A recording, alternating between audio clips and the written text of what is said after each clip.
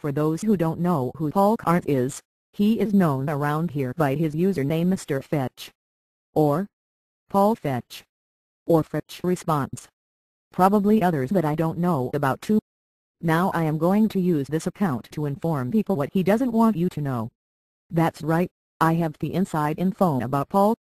If you're new to all this, sit down, grab a mug of coffee and listen to an objective point of view on the subject.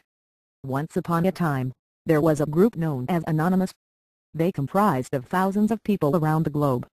These people promoted the idea of free speech. They believed the internet to be their playground. They used it as such. Now one Anonymous points out that the Scientology, the cult, is doing lots of underhanded things. They bully and murder people and parade as a religion. In the spirit of doing good, Anonymous banded together, over 9,000 of them, and took on Scientology. Paul Carnes didn't approve of this. Turning a blind eye to all the bad that Scientology did, the murder, the lawlessness, he began to preach about Anonymous and telling them to stop. Anonymous noticed and objected. Paul then thought he could take on Anonymous all by himself. He was wrong. Very wrong. So I am going to expose some of the tricks Paul uses. Those which he uses currently applies right now. It is worth mentioning that all of these are facts.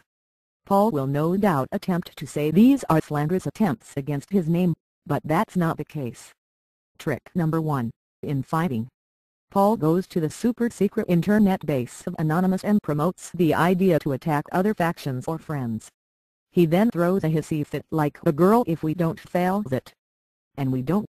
The worst you'll see is him being a nuisance on a page and encouraging people to follow him. They don't. He stands out like a black man at Yankee Jim's funeral. Amusingly enough, last night, being 23rd February, he posted saying how he had sent an email to CNN, laughing how the site would get shut down. Funny guy.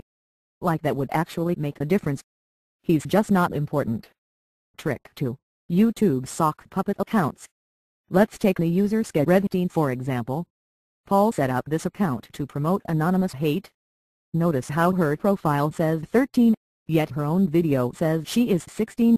He has at least 8 of these dotted around. Check the links on his own videos. He likes 2 other YouTube members this way to seem more popular.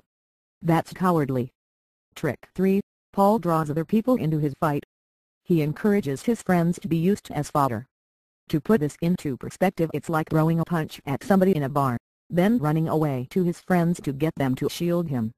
Pathetic. The only thing Anonymous has done is promoted facts. Paul resorts to this underhanded and sneaky series of actions. It proves 2 things. Firstly, that he, like Scientology, will stop at nothing to stop his critics from raising their voices against him, and that secondly he has a very fragile mental state. He claims to be a freedom fighter, someone who will fight for the common man, a speaker for us all. This is a lie. He is consumed with his own agenda, a hate for Anonymous manipulating his judgment.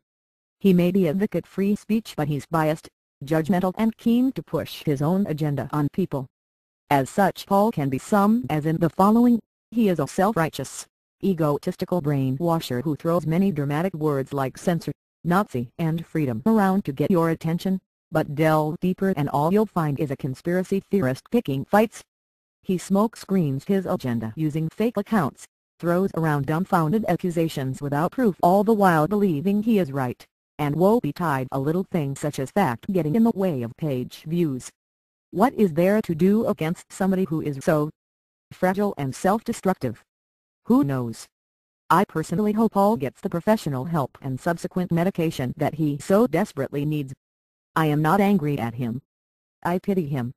And I hope somebody intervenes soon before it's too late.